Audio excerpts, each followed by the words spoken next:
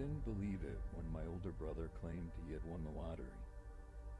$450,000 after taxes.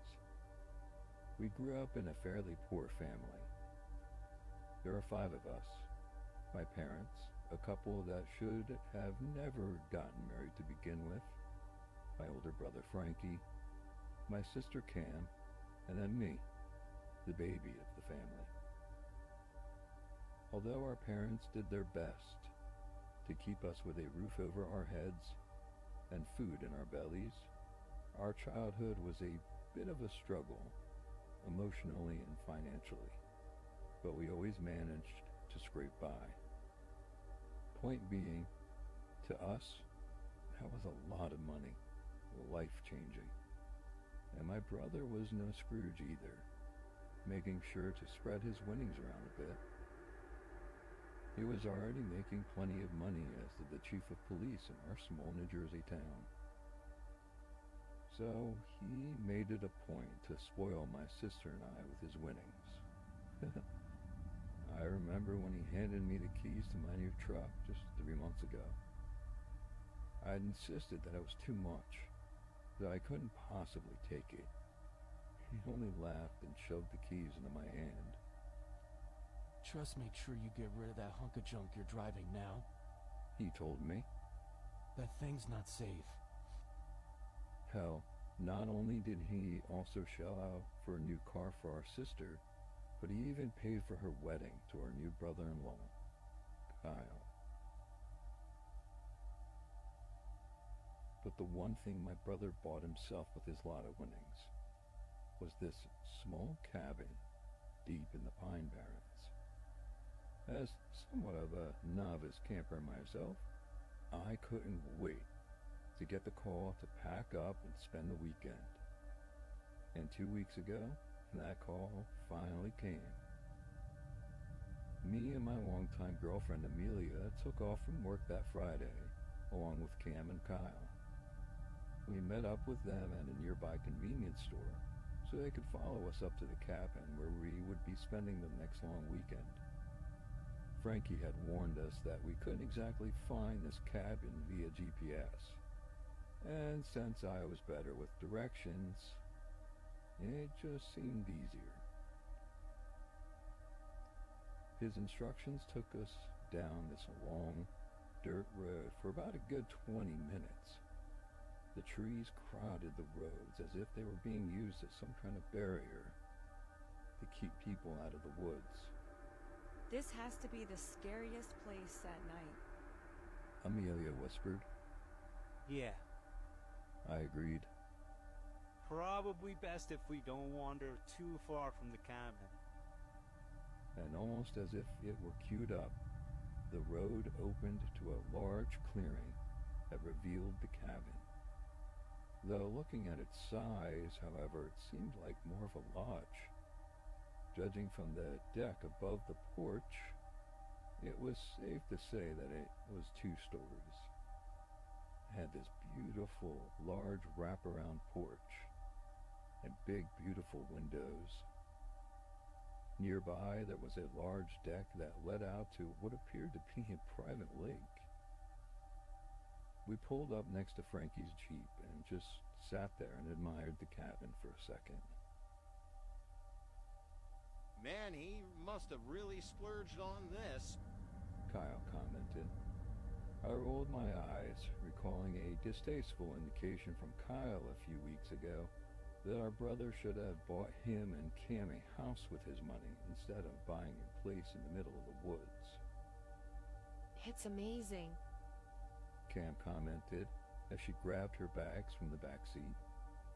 Suddenly the door flung open and Frankie bounded down the steps. You ready? He exclaimed. He came down and gave me and my sister a big hug, and of course greeted Amelia and Kyle, the type of courteous greeting a brother-in-law would usually make. He stood in front of us with this giant grin on his face. I don't remember the last time I had seen him so happy. You find the place okay? He asked. It was hard to get lost with all the trees. I replied. These woods are dense as hell. Frankie merely laughed. Yeah, it's pretty nice, isn't it? He asked. Finally, some safety and privacy. He chuckled, as if he didn't get that at his main house that was nestled in town. He almost seemed like he couldn't believe his luck.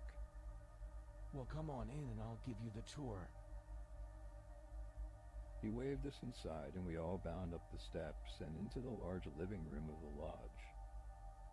It had a nice stone fireplace, big screen TV, of course, 2 couches that might as well have been beds, and a chair that looked like it could swallow you whole. Hanging on the walls of the cabin were family photos, as well as some pop culture posters, which, knowing my brother, was to be expected.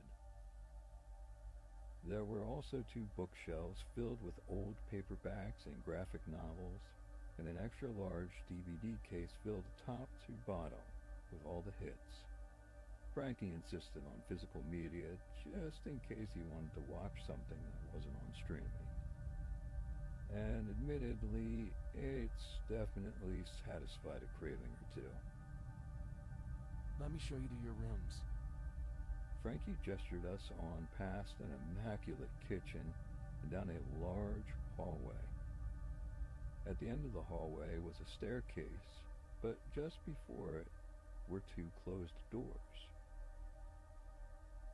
One on the left and one on the right. He opened the door to the left to reveal a bathroom, explaining that the cabin, of course, had electricity and plumbing, thank God. But he glossed over the door to the right and just went upstairs. What's in here? I asked as I reached for the door to the right. I tried to turn it, but it didn't budge. Basement. Frankie replied bluntly. Best to just stay out of there. You got something locked down there? Cam asked jokingly. I've been using it as an office. Frankie explained. It's got sensitive files in there, so it puts my mind at ease to have it locked at all times. He waved us upstairs to show us where we would be spending the weekend. There was a door right at the top of the steps on the right-hand side, on the landing, and to the left was a large open area with 3 doors. But I glossed all over that when I saw the pool table that was nestled in the center of the landing, and immediately called out to me. Frankie opened one of the doors to reveal another bathroom, and then 2 identical doors that were right next to each other. These are the guest rooms. Frankie told us. I took the room closest to the bathroom and admired the view. It was a large bedroom that was already equipped with dressers, a king-sized bed, 2 nightstands, and a small chair that sat next to a sliding glass door. I tossed mine and Amelia's bags on the bed and walked out the sliding glass door onto a deck. This one overlooked the backyard, which was graciously equipped with a small net for volleyball and badminton, as well as a large gravel area containing a fire pit, picnic table, and a few chairs. It also gave me a good idea just how isolated we were. Clearing of the property had to be maybe 2 or 3 acres. After that, it was just dense woods north and west of the lodge. I took a look east and got a nice view of the sun glistening off the lake.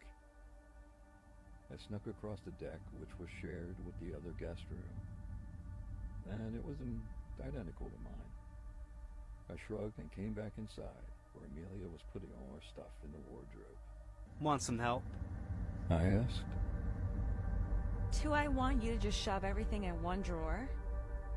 No, I got it. I shrugged and rejoined my brother in the large open space. He was clearly stuck in a conversation with Kyle, who was pitching some kind of get-rich-quick scheme he wanted Frankie to finance. What's that room? I asked, pointing to the door at the top of the stairs. My room. Frankie replied. He seized his moment to exit the conversation and took us over. The room looked exactly like ours. I thought he would have gotten more extravagant furniture for his own room. But then again, my brother was a simple man. The only notable difference was that the walls weren't bare, but littered with more family photos, as well as newspaper articles highlighting his career. He had a knack for finding evidence that gave slam-dunk convictions. One of the traits that led him to becoming the youngest chief of police in our small town's history at the age of only 32. Might not seem like a big deal to some people, but it was a big deal to us. But what weirdly caught my attention in the room was this mirror that hung over his dresser, directly across from his bed. On it was this old white sticker that was about the size of a bookmark. It had an old school yellow smiley face on it, and it read, "Smile, you have your whole life ahead of you." He must see this fucking thing every time he woke up. I chuckled and pointed out the sticker. Motivational tool. Frankie explained. He ushered me out of his room and closed the door behind him. While you guys get settled, and then come on down for lunch. I'll be outside. Feel free to grab your swimsuits and hit the lake. I gave him a firm thumbs up as he departed down the steps. I peeked into the room to see Amelia had finished unpacking and was just kind of taking a minute to herself. So I snuck over to the pool table for some free shooting. About 15 minutes and 9 balls later, Amelia and I joined my brother downstairs, and Cam and Kyle followed shortly after.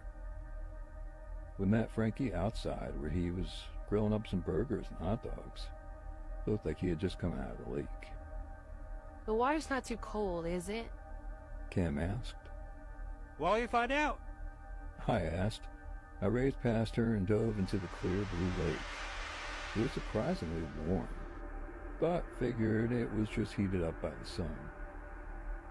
I re-emerged and climbed back onto the deck. Oh yeah, it's fine. I informed her, hungrily taking a plate from my brother. We soaked up the sun and enjoyed the lake, stopping to play a few rounds of badminton before the sun had begun to set. We changed into something drier and reconvened outside at the picnic table by the fire pit, where plates of steak, baked potatoes, and grilled veggies awaited. Before we began to eat, Cam raised a glass. Frankie, thanks for having us all up here. Congrats on your good fortune. It couldn't have happened to somebody more deserving. I raised my glass haphazard, wanting to dig into the steak as quickly as possible. Amelia and Kyle did the same as we toasted my brother, who merely laughed us off in a polite way. Hey, this is our good fortune. He clarified. We deserve this.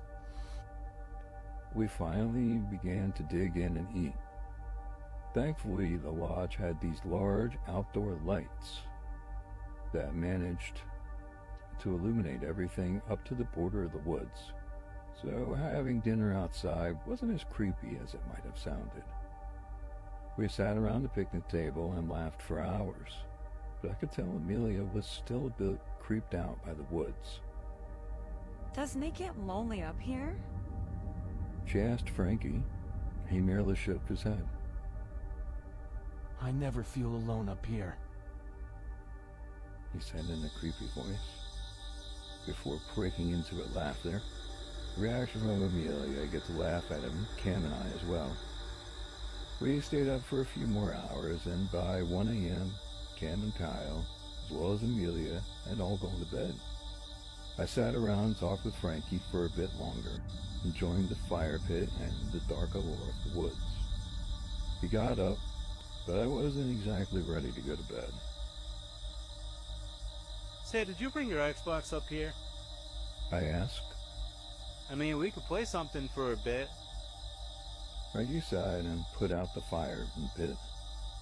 Maybe tomorrow. I gotta finish some work down in the office. He walks by and pats me on the shoulder. Good night. Night. I call back to him as he walked into the lodge. I took this time alone to partake in the small stash of pie I had locked in the car.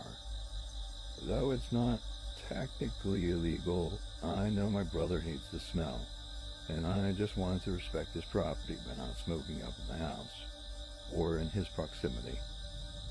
I lit up the small joint and took a stroll around the property until I felt appropriately baked, at which point buried the joint, popped a stick of gum in my mouth, sprayed on some cheap body spray, and went back inside. My initial intention was to head to bed, but admittedly the munchies got the better of me. As I rummaged through my brother's refrigerator, hoping that there was some leftover burger stashed somewhere, a sound caught my attention. I followed what appeared to be crying down the hall, towards the door to my brother's office, the basement. While normally it was locked, and Frankie said he always liked to keep it locked, it was now slightly ajar. I called out to him. Hey, Frankie, you down there? But I didn't get a reply. Maybe it was my impaired judgment. Maybe it was my brotherly instinct to make sure Frankie was okay. Maybe it was just plain old curiosity. But I opened the door to the basement steps that first night. The stairway had a small light bulb hanging above it, which barely illuminated the stairs themselves. Hey, Frankie? I called out, but instead of my brother's voice, I had just heard him crying. I slowly descended the steps and realized that the staircase opened up to a large space, similar to the one upstairs. Right by it was this desk and a few cardboard boxes. But there was also this large oak door that was slightly ajar. I walked past the desk and the boxes and began to slowly open the door. The room behind the oak door was practically bare. The only exception was an old ratty mattress that sat on a metal bed frame. The light from the room was poor at first, but it seemed like someone was huddled on the bed. As I began to walk further in, a woman's shape became clearer. She was young. If I had to guess, maybe early teens. Definitely younger than me, maybe 19 if I had to guess. She had this long black hair. She was huddled in a fetal position on the bed, wearing nothing but a small torn shirt, a pair of underwear. Her ankles were tightly taped together, and her wrists were similarly taped behind her back. I tried to catch my mental bearings. I had no idea if what I was seeing was true or if I had just gotten a bad batch of pot. It happened once or twice. In my hypnotized state, I took a step closer. The crunching under my shoes alerted her.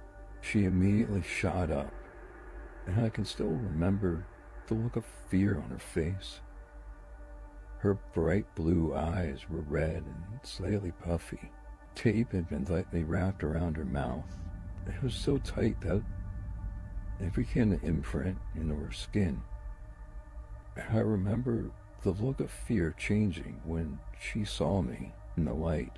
I couldn't understand a fucking word she was saying, but I think she was pleading with me.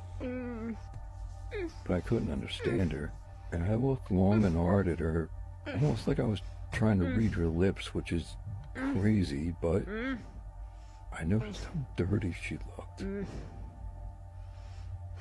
She was scraped and bruised, almost like she'd been running through brush outside. I took a step closer, almost like the distance was causing me to not understand her. I continued to question my reality, wondering if this was real.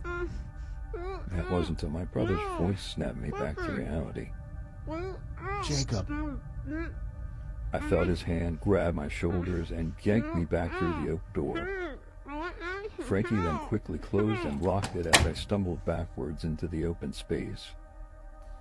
What did I tell you about coming down here? He asked. I couldn't find the words. Frankie had caught me completely off guard. God, I had never seen him with such anger in his eyes. I heard something, and I just wanted to see if you were all right. Finally spit out. Who the hell? What the? My brother put his hands up to stop me. He took a deep breath, then walked over to the nearby desk, took a seat on it, and exhaled. Her name is Claire. She's, a woman I'm seeing. He told me. What the hell are you talking about? I asked. Look, truthfully, I've been seeing her for a few months. She has a, Frankie paused and looked uncomfortable with what he was about to say, almost like he was trying to force the words out of his mouth. She has a damsel in distress kink. Man, this was probably the first time I had ever regretted smoking so much. So, this is, Roleplay. Frankie interrupted. And it was at this time I finally noticed that he had been holding a revolver. But it didn't look like his service weapon. It was something a lot newer. Embarrassing, I know. Definitely not something I wanted to share with my little brother. I let out a sigh of relief. Of course Frankie had a reasonable explanation. I mean, why would he lie? He placed the revolver on the desk and led me back upstairs. Look, I was planning for everyone to meet her tomorrow, but she's a bit shy. So how about we keep this between us? He insisted. Of course, man. I look forward to it. He patted me on the back as I re-entered the dark stairwell. I could feel his eyes on me as I stumbled up the steps. As soon as I hit the last one, I went to close the basement door, but it suddenly flew backwards, slamming shut. A locking sound quickly followed. I remember being anxious, and made a note that I would have to make it up to Frankie in the morning. Clearly I had interrupted something a bit off.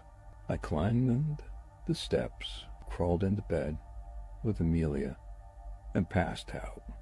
I woke up surprisingly early the next morning. When checking the time on my phone, it was only 7 a.m. I looked next to me and Amelia was still fast asleep. So I slipped downstairs, hoping to start on breakfast before anyone woke up. But as I got closer to the bottom, I began to smell coffee and bacon. I walked into the kitchen to see my brother had beat me to it. Morning. And greeted me. The kitchen table was lined up with waffles, eggs, bacon, sausage, coffee. Hell, the man even made cinnamon rolls. He looked exhausted, though. I figured he must have woken up early to prepare this magnificent feast. Help herself, he told me. He grabbed a plate and began to dig in. Who, your, princess be joining us? I asked, trying my best to make light of the uncomfortable situation I had put my brother in. There was an emergency with, work. Unfortunately, she couldn't stay. He grabs a plate of his own and joins me. but she wanted to profusely apologize for last night. She was... No, that was my bad. I interrupted him, just waving off the whole situation, just wanting it to fucking be over with. Won't happen again, man. Her brother mumbled a response and dug into breakfast. But I don't know. I know I wanted it to be over, but the way he had easily dismissed it, I don't know, something about that just didn't sit right with me. I thought there'd be at least some more of embarrassment, but nothing. And after I got about 4 cinnamon rolls in, I realized something.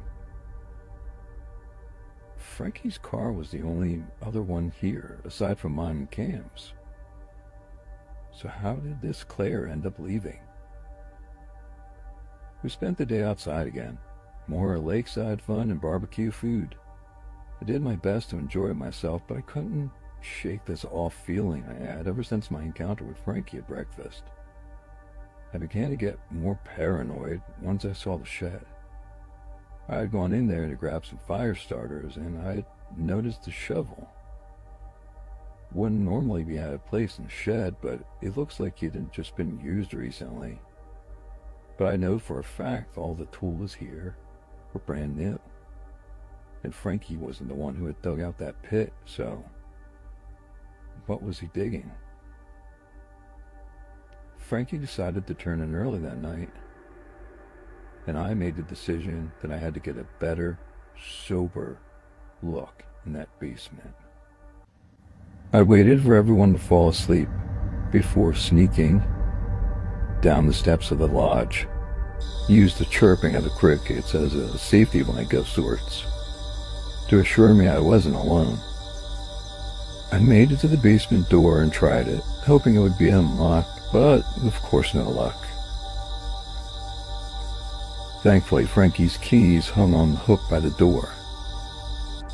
I grabbed them and tried every key on that hook with no luck, till finally I heard a click.